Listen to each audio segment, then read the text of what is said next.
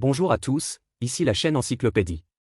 Dans cet épisode, le livre que nous interpréterons pour vous est Leçons de philosophie de Shepard, la vérité financière d'un point de vue humaniste. L'auteur de ce livre est Xiao Xiaomio, un praticien financier chevronné. Elle a travaillé auparavant dans la planification stratégique et l'analyse macroéconomique dans une grande banque commerciale, et a également été directrice en chef de la stratégie de marché d'une société de technologie financière à Hong Kong. Elle est aujourd'hui cofondatrice d'une société de trading haute fréquence à Hong Kong. Cependant, même si Xiao Xiaopao réussit dans le secteur financier, elle nous a avoué que les matières humaines telles que la littérature, l'histoire et la philosophie sont son véritable amour. De plus, après plus de 10 ans dans l'industrie, elle a progressivement découvert qu'il lui semblait plus clair d'expliquer la finance dans une perspective humaniste. Car, selon elle, dans les sciences sociales comme la finance, la logique est plus importante que les faits. Parce que les faits sont infinis et vous n'en manquerez jamais. Mais d'où vient la logique ? Cela vient très probablement des concepts humanistes qui sous-tendent les phénomènes financiers, tels que la littérature, l'histoire et la philosophie. Par conséquent, le but des deux livres de Xiao Xiaopao actuellement publiés, Le consensus du mouton et du livre que nous allons expliquer dans cet épisode, est d'amener les lecteurs à utiliser une perspective humaniste pour percer un trou dans le mur de la finance, nous permettant avec ce rayon de lumière, nous pouvons voir quelques centimètres supplémentaires de ce champ compliqué. Le livre dont nous parlons, publié en 2022, nous dit en outre qu'après avoir compris que la nature humaine est un moteur important pour le fonctionnement des marchés financiers, comment pouvons-nous utiliser cette découverte pour améliorer les tendances du marché financier ? Et les inconvénients, et devenez un berger intelligent, c'est-à-dire quelqu'un qui sait identifier les tendances du troupeau et saisir les lois du marché. Le terme philosophie, dans le titre du livre a deux sens, le premier sens est la philosophie au sens étroit, qui vient des pensées des philosophes ou des théories philosophiques professionnelles, le deuxième sens est la philosophie au sens large, qui fait référence à il s'agit de voir au-delà des apparences, de voir la logique la plus essentielle des choses et de déchiffrer le code sous-jacent derrière des phénomènes complexes. Dans ce numéro d'interprétation, nous suivrons d'abord la ligne de la philosophie au sens étroit et examinerons quelques bergers, bien connus de l'histoire financière et les idées philosophiques par lesquelles ils ont été influencés, puis nous nous concentrerons sur une perspective plus large. Philosophiquement, regardons comment nous, les gens ordinaires, pouvons déchiffrer le code sous-jacent du marché financier et devenir un berger de la sagesse. Première partie. Tout d'abord, entrons dans la première partie et examinons quelques bergers, bien connus de l'histoire financière et les idées philosophiques par lesquelles ils ont été influencés. Le premier dont nous voulons parler est Nassim Taleb, il est le gestionnaire de hedge funds le plus légendaire de Wall Street. Il a connu 3 cracks boursiers majeurs aux États-Unis au cours de sa carrière, à savoir le krach boursier de 1987, les incidents du 11 septembre et la crise des prêts hypothécaires à risque de 2008. Lors de ces 3 accidents majeurs, d'innombrables personnes ont subi de lourdes pertes, mais Taleb a gagné beaucoup d'argent. Selon Taleb, ce succès est principalement dû à ses recherches sur l'incertitude. Notez que incertitude et risque sont 2 concepts différents. D'une manière générale, le soi-disant risque est de savoir quelles sont les possibilités qui existent dans le futur, mais de ne pas savoir laquelle se produira. Par exemple, lorsque nous lançons des dés, nous savons que le résultat sera certainement l'un des 6 nombres et que la probabilité que chaque nombre apparaisse est de 1/6, mais nous ne savons pas lequel finira par apparaître. Mais l'incertitude vient du fait que nous ne savons tout simplement pas ce qui va se passer. Par conséquent, l'incertitude rend les gens plus craintifs et plus inquiets que le risque. Tout comme le krach boursier de 1987 aux États-Unis, les incidents du 11 septembre et la crise des prêts hypothécaires à risque de 2008 que nous venons de mentionner, ce sont tous des événements majeurs et incertains car ils ne se sont jamais produits auparavant et sont difficiles à prévoir. Apparemment, Taleb sait très bien profiter de l'incertitude. Plus tard, autour du thème « Comment gérer l'incertitude ?», Taleb a écrit une série d'œuvres bien connues telles que Black Swan, Anti-Fragility, Random Walking Fool, Aometric Risk, etc. Dans ces livres, nous avons principalement analysé les pensées de Taleb du point de vue de la finance et de l'économie. Aujourd'hui, nous suivrons l'auteur et verrons d'un point de vue philosophique quelle est la logique sous-jacente du système idéologique de Taleb. La première opportunité qui a influencé la pensée de Taleb a été la guerre civile à grande échelle qui a éclaté dans son Liban natal. Sa famille est passée du jour au lendemain de la prospérité au déclin et son grand-père, en tant que ministre de la Défense, n'a pas fait plus de prédictions sur la guerre que Taxi. Le pilote est-il précis ? Cela lui fit comprendre que personne ne pouvait prédire ce qui se passerait dans ce monde. Cela dit, personne n'est à l'abri de l'incertitude. C'est un ancien philosophe romain nommé Sénèque qui a développé son idée de l'incertitude. Il fut le professeur de Néron, le tyran de l'Empire romain. Durant ses 15 années de mandat, il jouit d'une grande richesse et d'une grande gloire. Et justement à cause d'un incendie dans la ville de Rome, il fut condamné à mort pour complot du monarque, son propre élève. Il s'est toutefois montré très serein face aux aléas du destin. Il a dit, une personne est un récipient qui se brisera si on la secoue légèrement. Personne ne peut garantir que vous survivrez cette nuit ou à cette heure. Vous n'avez donc pas besoin d'être choqué du tout, et ne soyez pas trop surpris par tout ce qui arrive. Sénèque était un philosophe stoïcien, et ces mots qu'il a prononcés incarnent typiquement la philosophie stoïcienne de la vie, le calme, la maîtrise de soi et la capacité de résister à n'importe quel coup. Cette philosophie a inspiré Taleb. Il s'est rendu compte qu'un environnement, pacifique et stable, n'existe tout simplement pas. Nous ne pouvons pas échapper ou résister à l'incertitude de l'avenir, nous pouvons seulement choisir de l'accepter. La bonne attitude à accepter n'est pas d'être obsédé par les prédictions à court terme et de ne pas toujours réfléchir à la manière de prédire l'avenir, mais de trouver des moyens d'améliorer votre antifragilité. Antifragile signifie que plus l'environnement extérieur est volatile et chaotique, plus il est déterminé à se développer. Tout comme les flammes deviennent de plus en plus grandes lorsqu'elles sont soufflées, et les briquettes deviennent de plus en plus prospères à mesure qu'elles sont poussées. Plus tard, Taleb a suivi cette idée et a proposé de nombreuses méthodes de prise de décision financière telles que garantir une redondance de trésorerie suffisante, une stratégie d'investissement, alter, et le principe de partie prenante. Ceux-ci ont été analysés lors de l'interprétation avant d'obtenir le livre audio, et vous pouvez les trouver en recherchant des mots-clés sur le site. Ces méthodes ont non seulement aidé Taleb lui-même à faire face avec succès à l'impact d'événements incertains tels que le krach boursier, mais ont également eu un impact énorme sur les générations suivantes. Parlons d'une personne plus célèbre que Taleb, l'ancien président de la Réserve fédérale Alan Greenspan. Son mandat a duré de 1987 à 2006, soit près de 20 ans, et il a connu 4 présidents américains différents. Durant la période où il était à la tête du pays, l'économie américaine fonctionnait sans problème et aucune crise majeure ne s'est produite. On peut dire que c'est une période dorée. Cependant, la crise financière de 2008 a éclaté 2 ans après son départ de ses fonctions, ce qui a également conduit certaines personnes à interroger Greenspan. Pourquoi Greenspan n'était-il pas conscient des énormes risques potentiels pendant son mandat? L'auteur a déclaré, ce n'est pas que Greenspan ne voyait pas de risques, mais à cette époque, il avait tendance à croire en l'autodiscipline du marché et estimait que l'intervention humaine n'était pas encore nécessaire. L'auteur estime que derrière l'aversion de Greenspan à intervenir sur le marché, il y a aussi l'influence importante d'un philosophe. Le nom du philosophe est Ayn Rand. Lorsque Greenspan avait la vingtaine, il était fasciné par l'objectivisme d'Ayn Rand. L'objectivisme estime que l'altruisme est hypocrite et imposé par la société. La poursuite de l'altruisme détruira la force motrice de la création de valeur et portera préjudice à la société, ce n'est que lorsque les gens poursuivent leurs propres intérêts qu'ils pourront être motivés à inventer. Ce n'est qu'en créant que la société pourra en bénéficier. Par conséquent, pour encourager les gens à rechercher leurs propres intérêts, toutes les formes de contrainte et de supervision sont mauvaises. Greenspan, qui a été profondément influencé par cette philosophie, avait également tendance à laisser le marché jouer de sa nature, libre, après être devenu un expert économique. Cela a également jeté les bases de son style de prise de décision au cours de son mandat à la Réserve fédérale. Comme nous venons de le dire, l'ancien philosophe romain Sénèque a influencé Taleb et le philosophe américain Ayn Rand a influencé Greenspan. Parlons d'un autre philosophe qui a influencé de nombreux bergers du marché financier, Popper. Popper s'opposait à la synthèse des lois fondées uniquement sur l'expérience historique, ou en d'autres termes, il s'opposait à l'empirisme. L'empirisme, nous savons tous ce que cela signifie. Par exemple, il y a une vache, pendant les 1000 premiers jours après sa naissance, le propriétaire la nourrit à temps et a bien pris soin d'elle. Ainsi, après 1000 jours d'observation attentive et d'argumentation rigoureuse, la vache est arrivée à la conclusion que les vaches sont nées pour être soigneusement soignées. Il est donc à l'aise et content, et même lorsque la clôture est oubliée, il ne pense jamais à en manquer. Cependant, ce qu'il ne sait pas, c'est que le réveillon du Nouvel An approche et qu'il deviendra un mets délicat lors du dîner du réveillon du Nouvel An. On peut dire que cette vache est tombée dans le piège de l'empirisme.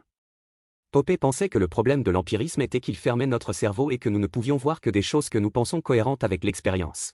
Cela signifie que lorsque nous prenons des décisions, nous pouvons inconsciemment ignorer la possibilité de rencontrer des événements incertains dans le futur. Sur le marché financier, nous pouvons constater que de nombreux analystes financiers étaient obsédés par l'analyse technique des données historiques lorsqu'ils sont entrés dans l'industrie, mais qu'à mesure qu'ils faisaient face à des événements de plus en plus incertains, ils ont progressivement abandonné cette pratique. L'auteur estime que, même si l'analyse technique n'est pas totalement inutile, elle est trop sensible au temps et ne peut pas former de connaissances et ne peut, au mieux, être considérée que comme une expérience. Il s'agit simplement d'un outil qui peut être utilisé pour observer les changements dans les flux de capitaux et le sentiment du marché, et vous aider à arrêter les pertes ou à liquider. Mais cela ne peut pas vous aider à prédire l'avenir, car de nombreux événements qui se produiront dans le futur n'ont pas été reflétés dans les données historiques. Par conséquent, nous ne pouvons pas croire que l'avenir puisse être prédit en s'appuyant uniquement sur les prix passés. Pour de telles questions, Popper nous a rappelé d'avoir l'esprit ouvert. Penser qu'une croyance pourrait être fausse est le meilleur moyen de se rapprocher de la vérité, a-t-il déclaré. En d'autres termes, Même si nous ne pouvons croire que ce qui semble être la chose la plus probable, qui se produise sur la base des données actuelles, nous devons toujours être prêts à voir nos croyances renversées et être disposés à réviser nos croyances actuelles en fonction de l'émergence de nouvelles preuves. Ce concept a ensuite été mentionné par de nombreux analystes financiers renommés. La seconde partie. Ce que nous venons de dire, c'est que de nombreux bergers du marché financier ont été influencés par la philosophie. La philosophie est ici la philosophie au sens étroit, qui provient des pensées de philosophes ou de théories philosophiques professionnelles. Cependant, beaucoup de gens diront que je n'ai pas été exposé aux théories philosophiques professionnelles et que je n'ai pas le temps de mener des études philosophiques systématiques. Est-il possible de devenir un berger de la sagesse? De l'avis de l'auteur, la philosophie étudie la logique et les lois les plus essentielles des choses et constitue le code sous-jacent derrière les phénomènes complexes. Nous avons mentionné au début que l'auteur estime que le marché financier est essentiellement composé de personnes et de comportements humains. Derrière de nombreux phénomènes financiers, il y a en réalité une nature humaine. C'est ce qu'elle nous a décrypté, un code sous-jacent du marché financier. Reconnaître cela est la première étape pour devenir un berger sage. L'auteur estime qu'en revenant à une perspective humaine, nous pouvons clairement voir beaucoup de choses sur le marché financier. Par exemple, il existe un phénomène très intéressant sur le marché financier, la plupart des investisseurs, qu'ils investissent dans des actions, des obligations, des matières premières, des produits dérivés ou de l'immobilier, ont étudié les cycles. Il existe de nombreux types de cycles, certains sont divisés par temps, cycle long, cycle court, certains sont divisés par type, cycle économique, cycle de la dette, cycle des stocks, cycle immobilier, etc. Il existe également de nombreux noms de personnes, tels que car les spirales de déflation de Fisher, les cycles de Minsky et la théorie périodique des oscillations de Zhu Jintao, etc. sont diverses. Les contenus des différents cycles sont différents, mais ils peuvent tous être justifiés. Ces théories du cycle vous apprennent essentiellement à prédire la prochaine direction du marché en identifiant divers signaux. La raison pour laquelle tant de gens sont obsédés par l'étude des cycles est qu'ils croient que l'orientation du marché est prévisible. Cependant, de nombreuses personnes sont déçues de constater que même si elles mémorisent tous les cycles, elles ne peuvent toujours pas prédire l'avenir avec précision. Pourquoi est-ce? L'auteur estime qu'il est difficile de trouver la réponse lorsque l'on considère cette question d'un point de vue purement financier, mais si nous explorons à un niveau inférieur et regardons cette question d'un point de vue humain, nous pouvons en tirer différentes inspirations. Dans le livre, elle mentionne un mot en particulier, réflexivité. Le mot « prédiction » signifie en gros que nous prendrons des décisions comportementales basées sur des prédictions du futur, et au moment où la décision sera prise, le futur changera et s'écartera de nos prédictions initiales. Par exemple, si je prédis que le marché augmentera définitivement de 100 points demain, alors sur la base de cette prédiction, j'achèterai bien sûr aujourd'hui. Mais le fait d'acheter aujourd'hui changera lui-même le marché de demain, et ce ne sera plus le marché que j'avais prédit aujourd'hui. Considérant qu'à part moi, d'autres investisseurs sur le marché ont également des prédictions différentes sur la hausse et la baisse du marché demain. Par conséquent, pour prédire l'avenir avec précision, vous devez savoir ce que tous les acteurs du marché prédisent demain et ce qu'ils feront en fonction de leurs prédictions. Alors, est-ce possible? Évidemment impossible. Cependant, cela peut aussi nous inspirer, c'est-à-dire que si nous voulons mieux saisir le pouls du marché, nous ne devrions peut-être pas seulement prêter attention à ces modèles théoriques, mais accorder davantage d'attention aux facteurs plus fondamentaux qui déterminent le fonctionnement des marchés financiers. La motivation, c'est ça les gens. Bien que nous n'ayons aucun moyen de connaître les prévisions de tous les acteurs du marché pour demain, nous pouvons explorer les changements dans le consensus du marché, c'est-à-dire ce que pensent la plupart des gens. Par exemple, après la crise financière de 2008, de nombreuses personnes ont commencé à penser que les institutions financières n'étaient plus dignes de confiance. C'était alors un consensus. Puis, une nouvelle technologie comme la blockchain est apparue. Il peut utiliser des algorithmes complexes pour rendre chaque nœud de données anonyme, traçable, infalsifiable, ouvert et transparent. L'idée est que la seule façon d'instaurer la confiance est de ne faire confiance qu'à la technologie. Pendant un certain temps, un nouveau consensus s'est formé sur le marché, à savoir que la blockchain peut reconstruire la confiance. Cependant, comme nous l'avons analysé dans le livre d'écoute, le consensus du troupeau. Ce consensus n'est pas nécessairement correct. Parce que c'est comme mettre un faux antique dans un coffre-fort de premier ordre et il ne deviendra pas authentique, mettre ce que nous avons dit à un moment donné sur la blockchain ne le rend pas plus crédible. Après vous être calmé, repensez Y et réfléchissez Y, pourquoi avons-nous l'idée que la blockchain peut reconstruire la confiance? Cela ne semble pas être notre idée originale. L'auteur nous dit qu'en fait, dans de nombreux moments de ce genre, nous sommes en train d'être d'accord. Cela signifie que je pensais qu'une certaine compréhension était la mienne, mais en fait elle était simplement assimilée par la compréhension des autres. Je pensais qu'un certain comportement était spontané de ma part, mais en fait il était simplement motivé par le comportement des autres. Et lorsque de nombreuses personnes sur le marché parviennent à un consensus, un effet grégaire se forme. Cela signifie qu'en raison de l'influence du groupe, les idées ou les comportements d'un individu évoluent dans le même sens que la majorité des gens. En ce sens, un berger est quelqu'un qui a découvert cet effet grégaire et qui sait exploiter le consensus du troupeau pour en tirer profit. Comment faire cela?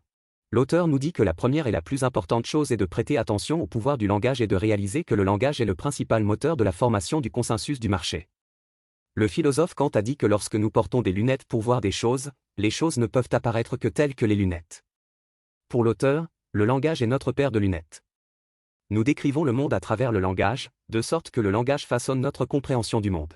En ce sens, ce ne sont pas les gens qui contrôlent la langue, mais la langue qui contrôle les gens.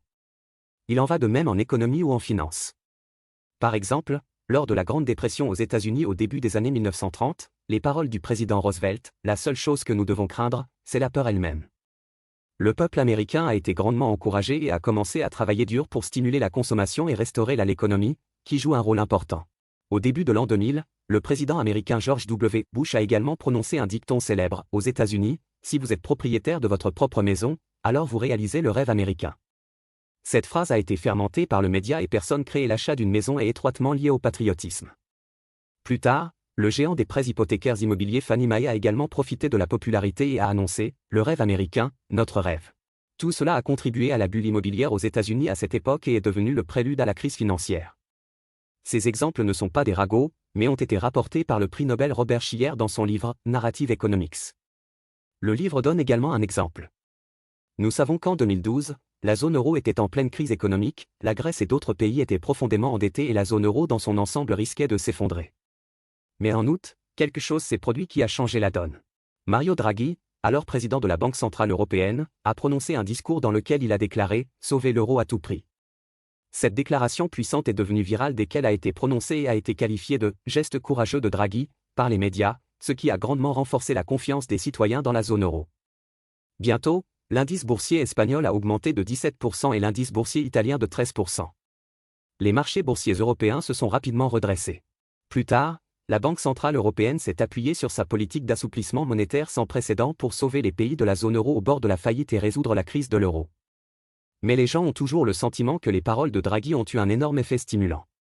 C'est précisément à cause de cette phrase que l'environnement du marché dans la zone euro s'est considérablement détendu avant l'introduction de la politique. Cela a joué un rôle important dans la résolution de la crise. Les exemples que nous venons de mentionner reflètent tout le rôle puissant du langage dans la création d'un consensus. Cette courte phrase, grâce à la publicité médiatique et à la diffusion spontanée de la population, est susceptible de devenir un consensus et d'avoir le pouvoir de changer le marché. De nos jours, les médias sociaux développés rendent le processus de création d'un consensus plus rapide et plus efficace. L'auteur l'a résumé et a déclaré qu'à notre époque, la manière dont les informations sont généralement diffusées se fait via une photo de titre, une courte vidéo ou une mise à jour d'une célébrité, qui est rapidement commentée, capturée et transmise par la première vague de personnes qui voient. Les personnes qui voient ces reposts les republient dans leur propre cercle d'amis, groupes sociaux ou plateformes sociales. Certains créatifs créeront des créations secondaires et en feront des animations ou des émoticônes, déclenchant un autre cycle de diffusion. À la fin, avant les tenants et aboutissants de l'incident ont fait l'objet d'une enquête claire, divers commentaires et captures d'écran volaient déjà dans le ciel. Et les émotions et le consensus de chacun ont également fermenté. Et si cela est lié au marché financier, cela fera rapidement des vagues sur le marché. Cela rend les fluctuations des marchés financiers plus fréquentes et plus violentes qu'auparavant. Par conséquent, pour devenir des bergers avisés, nous devons prêter attention au pouvoir du langage et réaliser que le langage est le principal moteur de la formation du consensus du marché. Et après cela, vous devez également savoir quand les personnes sont partagées. L'auteur rappelle que le langage le plus susceptible d'inspirer un consensus n'est pas une description de faits déjà mis en œuvre, mais une histoire à moitié terminée. Par exemple, les crypto-monnaies, qui véhiculent des conjectures non prouvées telles que la monnaie forte et le nouvel or, véhiculent les espoirs des gens en matière de décentralisation, de liberté et d'autonomie, et incitent donc de nombreuses personnes à se précipiter sur le marché. Tesla, en tant qu'entreprise non rentable, une grande partie de sa valeur marchande de centaines de milliards de dollars est due à un grand rêve d'aller sur Mars. De plus, Musk, le fondateur de Tesla, est devenu un leader d'opinion sur les plateformes sociales. De nombreuses personnes suivront ses publications, investiront dans la tendance et choisiront de croire ses prédictions pour l'avenir. Comme ceci, tout cela est dû à une histoire, à moitié terminée, qui favorise la formation d'un consensus. L'auteur estime qu'une chose à laquelle nous devons prêter attention dans ces moments-là est la mesure dans laquelle l'histoire s'écarte de la vérité. Le statisticien Stanley Crowe a conseillé à plusieurs reprises aux gens de « cliquer encore quelques fois » lorsqu'ils sont confrontés à des informations et des histoires sur Internet. Le simple fait de Cliquez encore quelques fois sur la souris, nous aide en fait à comprendre les faits sous plusieurs angles. Si vous constatez que les faits d'une chose n'ont pas changé, mais qu'il existe plusieurs versions de l'histoire à ce sujet sur le marché, ou que les histoires deviennent de plus en plus exagérées, la réponse du marché à l'histoire deviendra également de plus en plus grande. Par exemple, pour une certaine période, à mesure que le concept devient de plus en plus populaire et que les prix des actifs augmentent de plus en plus, alors à ces moments-là, les récits et les faits peuvent avoir dévié. La réaction du marché à l'heure actuelle n'est pas basée sur des faits, mais sur un consensus. De nombreuses personnes impliquées sont en fait en train d'être consensuelles. Cela signifie que je pensais qu'une certaine compréhension était la mienne, mais en fait elle était simplement assimilée par la compréhension des autres. Je pensais qu'un certain comportement était spontané de ma part, mais en fait il était simplement motivé par le comportement des autres. Si vous constatez que de nombreuses personnes participant au marché sont en fait parvenues à un consensus sur une question donnée, l'étape suivante consiste à essayer d'utiliser le consensus pour rechercher des avantages et éviter des désavantages sur le marché. Par exemple, il y a des nouvelles selon lesquelles une importante recherche et développement technologique est sur le point d'être mise en œuvre dans une certaine industrie, et un consensus s'est formé sur le marché selon lequel il est optimiste à propos de cette industrie. Même si vous n'êtes pas optimiste quant à la logique sous-jacente de cette industrie, vous pouvez encore choisir de suivre le marché, en ce moment, de parler la même langue, et de suivre le consensus du marché pour prendre des décisions. Mais en même temps, il faut avoir une longueur d'avance sur les autres pour prédire l'évolution du consensus. Par exemple, si la technologie est réellement mise en œuvre, comment les acteurs du marché réagiront-ils? On peut en outre se demander, si les résultats techniques sont supérieurs aux attentes, comment le consensus évoluera-t-il? Que se passe-t-il si les résultats sont inférieurs aux attentes? Vous savez, bien souvent, lorsque l'histoire devient réalité, c'est le moment où le consensus s'effondre.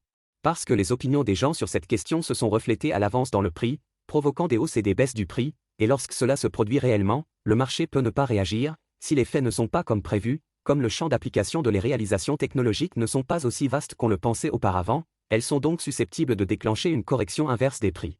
Par exemple, une fois la technologie mise en œuvre, les prix du marché du secteur industriel baisseront, etc. L'exemple dont nous venons de parler consiste en fait à dire cela en tant que berger, si vous souhaitez utiliser le consensus pour rechercher des avantages et éviter les désavantages sur le marché. Ensuite, vous devez non seulement juger quel est le consensus actuel du marché, mais également prédire de manière proactive comment ce consensus évoluera. Ici, je voudrais parler à nouveau de la métaphore classique de Keynes. Il dit, le marché financier est comme un concours de beauté.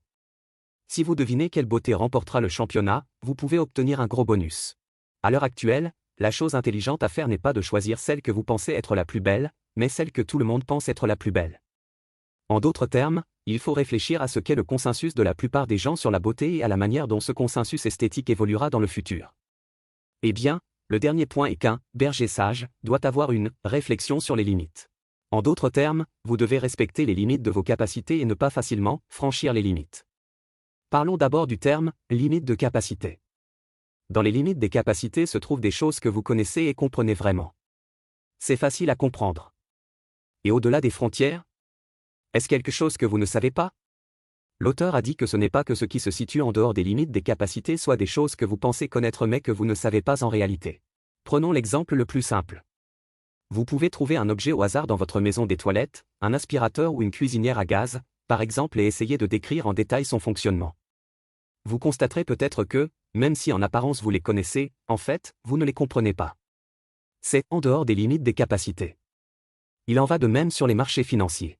Par exemple, les personnes travaillant dans l'industrie pharmaceutique ne comprennent pas nécessairement les actions du secteur pharmaceutique, les personnes qui comprennent la dynamique d'une entreprise pour la première fois ne sont pas nécessairement en mesure de prendre des décisions d'investissement correctes en fonction de cette dynamique, les personnes ceux qui comprennent la politique monétaire ne sont pas nécessairement capables de prédire la réaction du marché aux politiques, etc.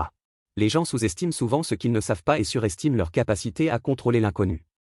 Par conséquent, pour la plupart des gens ordinaires, lorsqu'ils sont confrontés à une opportunité d'investissement, il est préférable de ne pas agir à la hâte, mais de se demander d'abord, est-ce que je comprends vraiment cette question? Est-ce que je comprends les principes fondamentaux, les politiques et les sentiments? Si la réponse est non, alors le célèbre principe de Buffett devrait immédiatement résonner à nos oreilles, si vous ne comprenez pas, n'investissez pas. Ici, je me souviens d'une chose intéressante dite par Shu Yuan, professeur de finance à l'université de Pékin. Lorsqu'il enseignait des cours d'investissement aux étudiants de premier cycle, à la fin du premier cours de chaque semestre, il disait, à long terme, pour plus de 99,99% des investisseurs individuels, le simple fait d'acheter un fonds indiciel à grande capitalisation sera un mauvais investissement. Performance. C'est mieux que d'aller seul en bourse.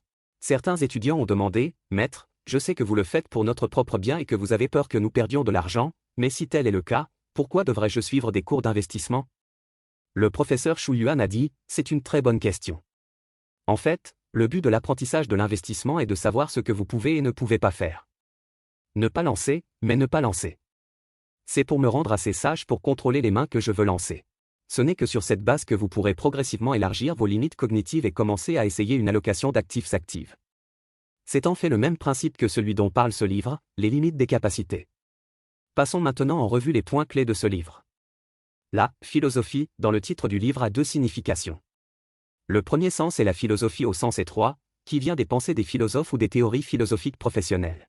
Dans ce sens, nous avons mentionné que de nombreux bergers du marché financier ont été influencés par la philosophie. Par exemple, Taleb a été influencé par l'ancien philosophe romain Sénèque, Greenspan a été influencé par le philosophe américain Ayn Rand et de nombreux analystes financiers célèbres ont été influencés par le philosophe Popper. Le deuxième sens du mot « philosophie » dans le titre du livre est la philosophie au sens large, qui fait référence au fait de voir à travers les apparences la logique la plus essentielle des choses et de déchiffrer le code sous-jacent derrière des phénomènes complexes. L'auteur Xiao Xiaopao estime que le marché financier est essentiellement composé de personnes et de comportements humains, derrière de nombreux phénomènes financiers, il y a en réalité la nature humaine. C'est ce qu'elle nous a décrypté, un code sous-jacent du marché financier. Elle nous a également rappelé que lorsque les individus présents sur le marché se regroupent, il est facile de produire un effet de troupeau. Autrement dit, chacun est poussé par son entourage à prendre des mesures similaires. En ce sens, un berger est quelqu'un qui a découvert cet effet grégaire et qui sait exploiter le consensus du troupeau pour en tirer profit. Plus précisément, pour devenir un berger avisé, nous devons valoriser le pouvoir du langage et réaliser que le langage est le principal moteur de la formation du consensus du marché. Après cela, il faut aussi savoir à quel moment les gens sont d'accord. L'essentiel est de faire attention à la mesure dans laquelle l'histoire s'écarte des faits.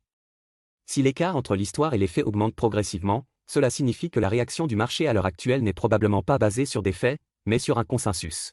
Si vous constatez que de nombreuses personnes participant au marché sont en fait parvenues à un consensus sur une question donnée, l'étape suivante consiste à essayer d'utiliser le consensus pour rechercher des avantages et éviter des désavantages sur le marché. Mais dans ce processus, vous devez respecter les limites de vos propres capacités, ne pas franchir les frontières facilement et ne pas faire les choses au-delà des limites de vos capacités. C'est ce que nous dit ce livre, pour devenir un berger de la sagesse sur le marché financier, il faut compléter la pratique avec concentration. C'est la fin de ce programme, quelles sont vos différentes opinions à ce sujet? Bienvenue à laisser un message pour discuter avec tout le monde. Et, si vous aimez notre chaîne, abonnez-vous à nous. Ah, n'oubliez pas de l'aimer.